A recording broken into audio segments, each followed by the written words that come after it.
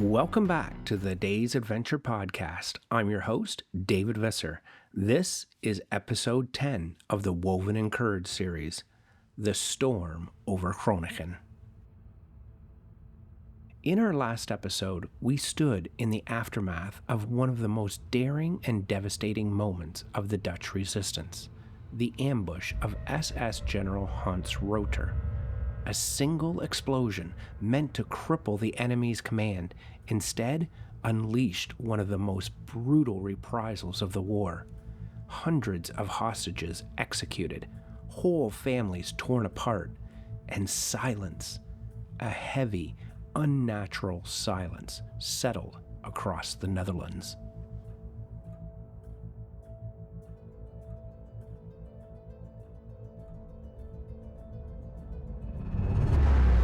The journal picks up here. It's these pages that my grandfather's handwriting changes. The lines are smaller, the ink is darker, the words sharper, almost etched into the paper. This is where I first understood the true gravity of what he lived through, and why this story could never stay in a drawer unread. These pages don't speak of grand victories or noble speeches. They speak of fear, of the sudden knock at the door that could end a life, of nights filled with distant gunfire and mornings that brought no relief. They speak of hope, fragile, flickering, passed from one whisper to another. And they speak of courage, the kind that has no audience and no applause. Episode 10 brings us to the edge, the weeks before the Battle of Groningen, when the war was closing in from the south and the north was holding its breath, the resistance exhausted but still defiant.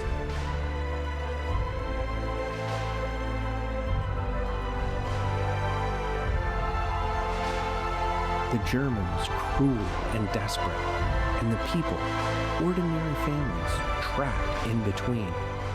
What follows are the most haunting pages of my grandfather's journal, the fear, the anticipation, and the moment when liberation and destruction become the same sound.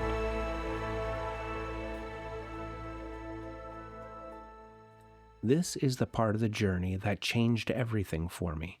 This is where I realized this story needed to be told. Coming up, the lead up to the Battle of Groningen, when the north of the Netherlands stood on the brink of freedom. Across the country, silence became its own form of mourning. In Amsterdam, the illegal paper Trouw wrote, "They have taken our bravest, but even if they destroy the body, the heart of Holland beats still." In the north, the executions continued. The Gestapo called it measures of reprisal. The Dutch called it what it was, revenge. At the same time, Allied forces were pushing north. By late March, the 1st Canadian Army had crossed the Maas and the Rhine. Town after town liberated, but shattered. In April, the 2nd Canadian Infantry Division was given its final task, to free Groningen and cut off the retreating German line. The advance moved fast, faster than the world could breathe, but inside the occupied north, every hour felt like a year. A quote from the journal. "We know they are coming. At night, the sky flashes to the south. The dogs bark at nothing. The Germans are restless. They shout more. They drink more. They take what they want. No one stops them now." This was the cruelty of retreat, the occupiers lashing out at the land they were losing. Homes burned without reason, men beaten in the street for imagined offenses, villages stripped bare of fuel and food. They knew the Canadians were coming, and every step north would bring judgment.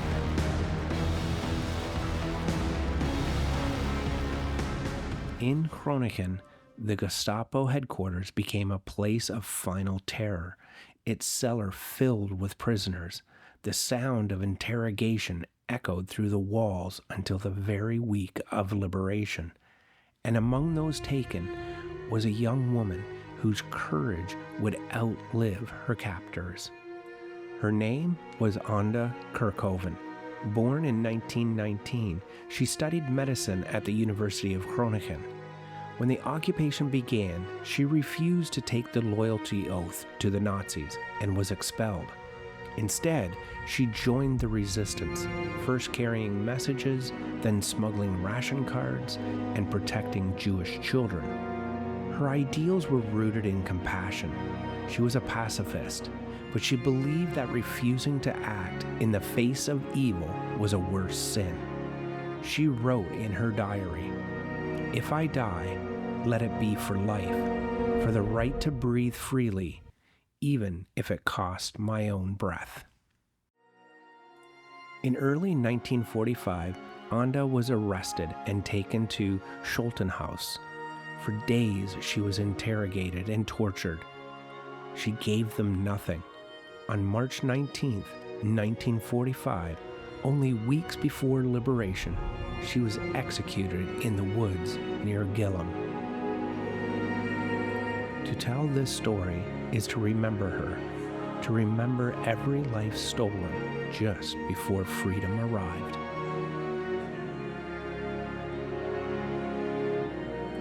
A quote from the journal.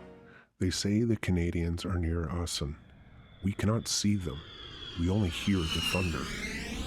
Each sound feels like a heartbeat. If they come tomorrow, let it be true. Those sounds were real.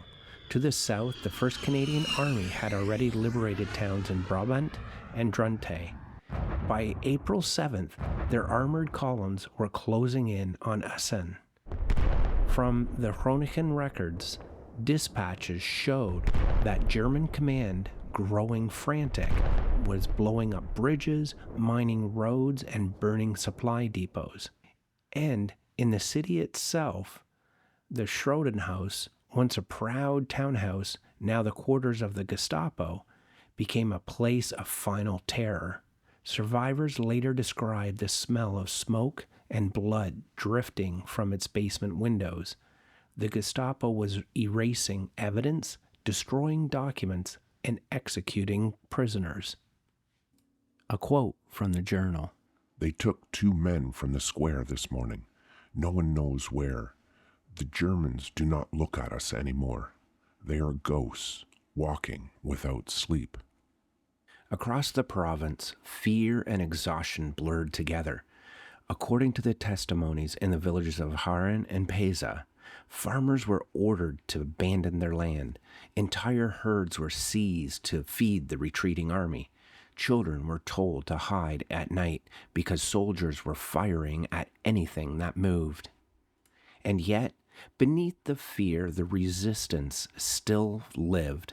Members of the interior forces coordinated with small cells across the province. They carried coded messages, hid fugitives, and waited for the signal to rise once the Canadians reached the outskirts. In April 1945, resistance bulletins smuggled from Zlaren, one line read, "The maple leaf is near.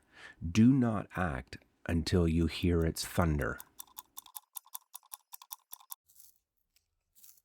From the journal. We wait for thunder. Every gust of wind sounds like it. Mother prays each night that the shells come quickly. Better fear than this silence. Silence filled the streets of Groningen.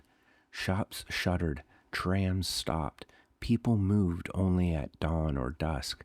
The resistance courier later recalled, "The Germans looked through us, as if they were already leaving their bodies behind. We lived as if underwater, soundless, waiting."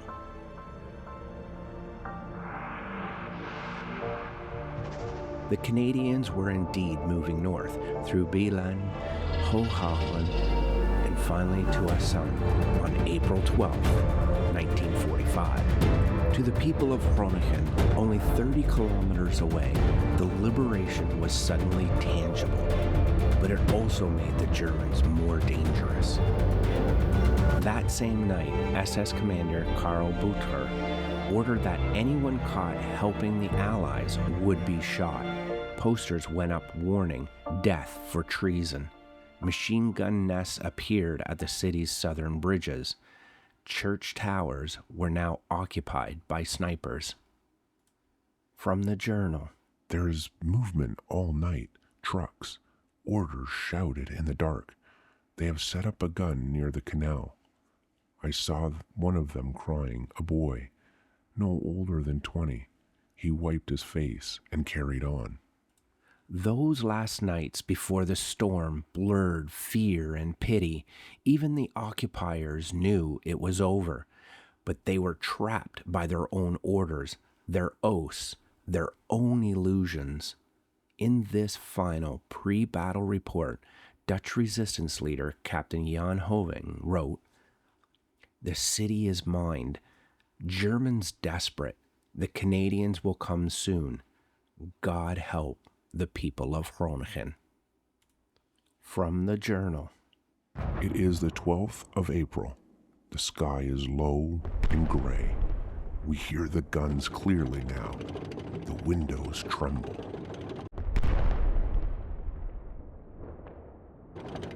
That was the last entry before the battle began. Outside the city, Canadian armored columns were forming. Inside, families crouched in basements, clutching radios that no longer worked. 5 years of occupation had come down to a single night of waiting.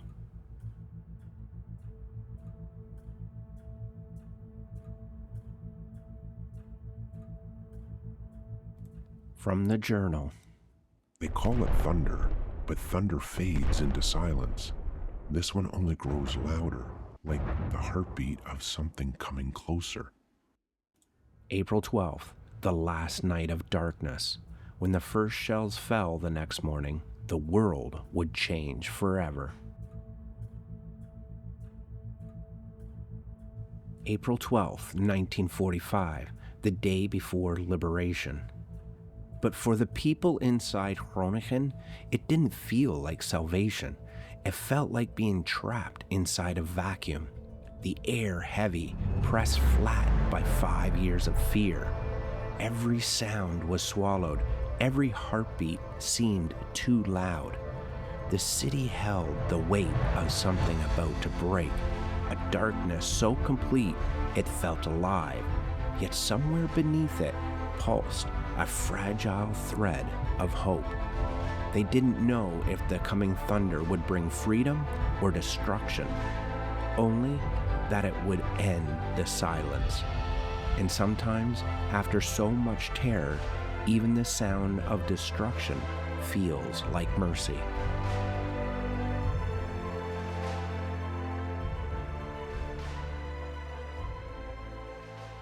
A quote from the Journal. Quiet, too quiet. I went out before dawn to the canal. The frost still clung to the grass, and my boots cracked through the ice near the shore. I found duck eggs again, 5 this time. They were cold but unbroken. I hid them under my coat before the patrols came. That's how my grandfather described it, quietly, simply. A man searching for duck eggs in the shadow of the German army. But behind those words lived everything that history can't quite hold, the gnawing hunger, the trembling hands, and the constant watching. From the Journal. They even search the ditches now. Even the fields are dangerous. I saw a soldier shoot into the reeds for sport. The ducks scattered, and I froze. That's what the last weeks of the occupation had become. Cruelty without purpose. The German soldiers weren't fighting anymore. They were unraveling. Local witnesses later recalled drunken patrols, gunfire at the shadows, and farmhouses looted for anything edible.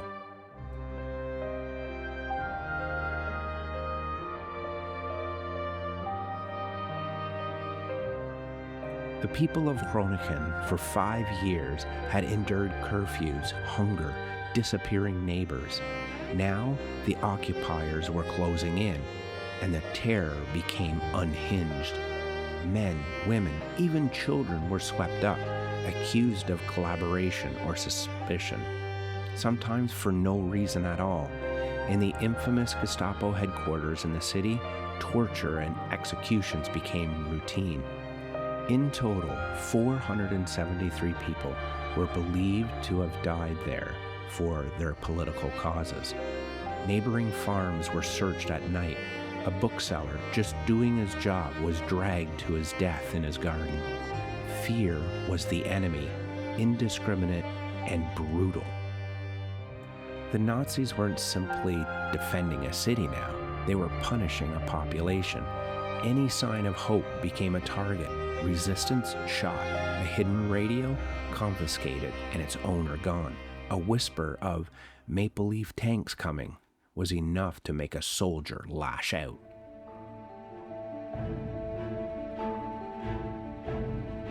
And yet, in that vacuum of fear, a single glint persisted: freedom. So small it felt fragile, so close it felt impossible.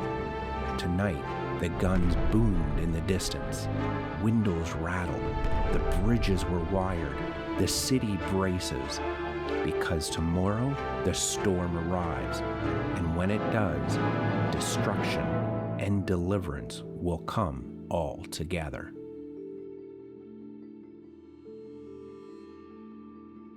Inside the city, rations had vanished. The last Red Cross deliveries had stopped weeks earlier. People boiled tulip bulbs, ground acorns into flour, and stole coal from abandoned freight yards just to stay alive. And still, everyone listened for the thunder coming from the south.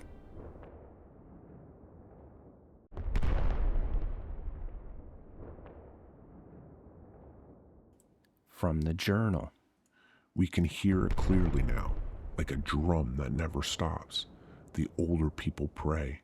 The young ones stare south as if they can pull the Canadians closer with their eyes.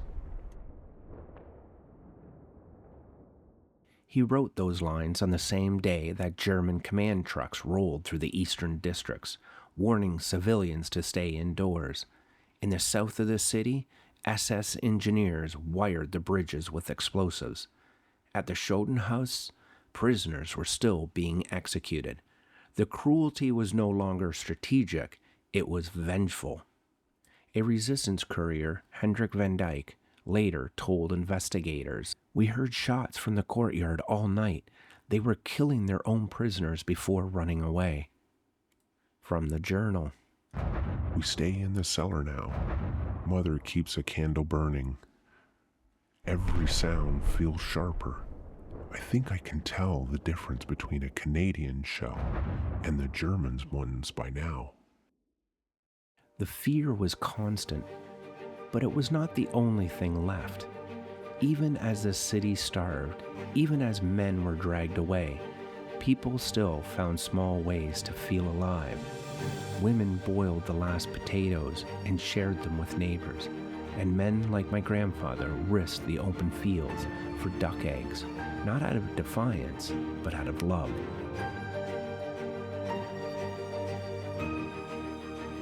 In those final hours before the battle, Groningen existed in a kind of suspended world, part famine, part faith, part disbelief that after 5 years of darkness, freedom might be just one sunrise away. A local shopkeeper, Tanya Mulder, later said, "That night the city held its breath.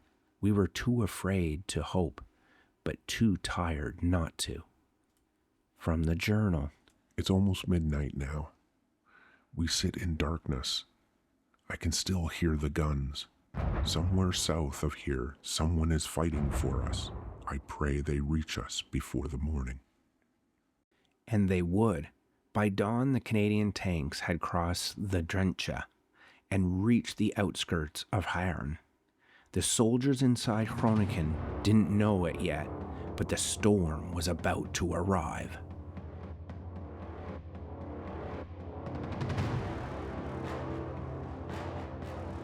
By the night of April 12, 1945, Groningen stood between two worlds. 5 years of darkness behind, and the faint light of liberation somewhere beyond the horizon. No one knew what the next sunrise would bring, freedom or fire.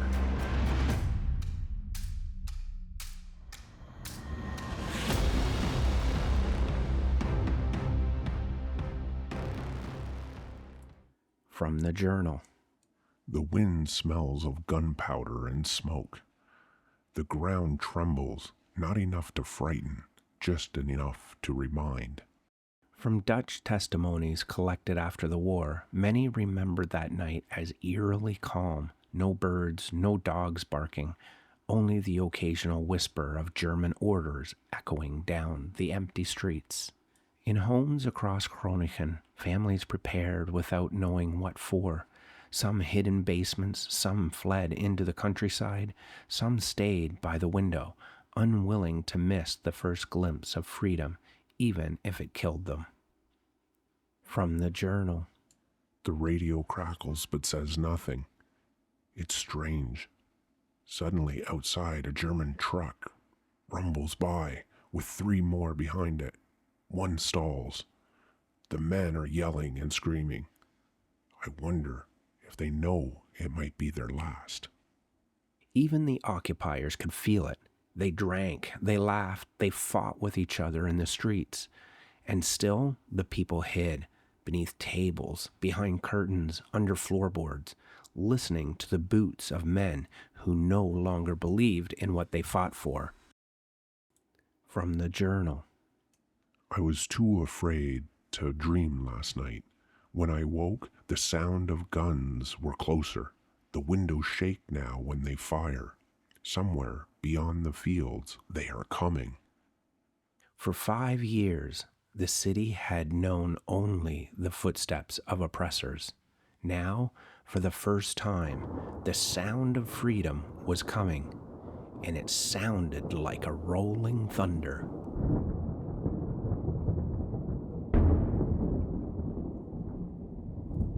From the journal.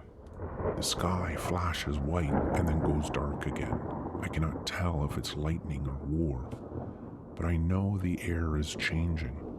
It tastes different, sharper, like metal and rain. The dogs are barking again. They know.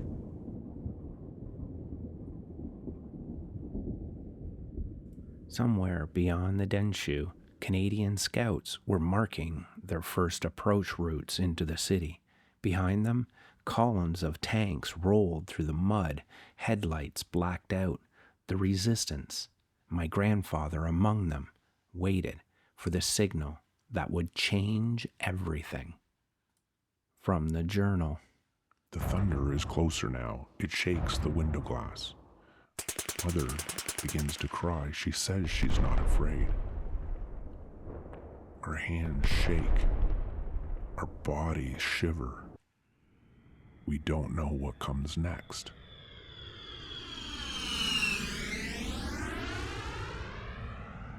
That's where his entry ends, mid-sentence, as if he had to put the notebook down and listen, because by the early morning of April 13th, the first shells had begun to fall on the southern edge of Groningen. The long night was finally breaking. In this episode, we walk through the final, breathless days before liberation, when the city of Groningen waited in silence, surrounded by fear, hunger, and the haunting knowledge that freedom was near, but not yet safe enough to touch. My grandfather's words from those nights, searching for food among the reeds, listening to the thunder of approaching guns, captured not only the moment in history, but the weight of being human in impossible times. as April 13th dawned, the storm finally reached the city walls. In our next episode, we step into that storm, into the battle itself, where courage, chaos, and the cost of freedom all meet in the streets of Groningen.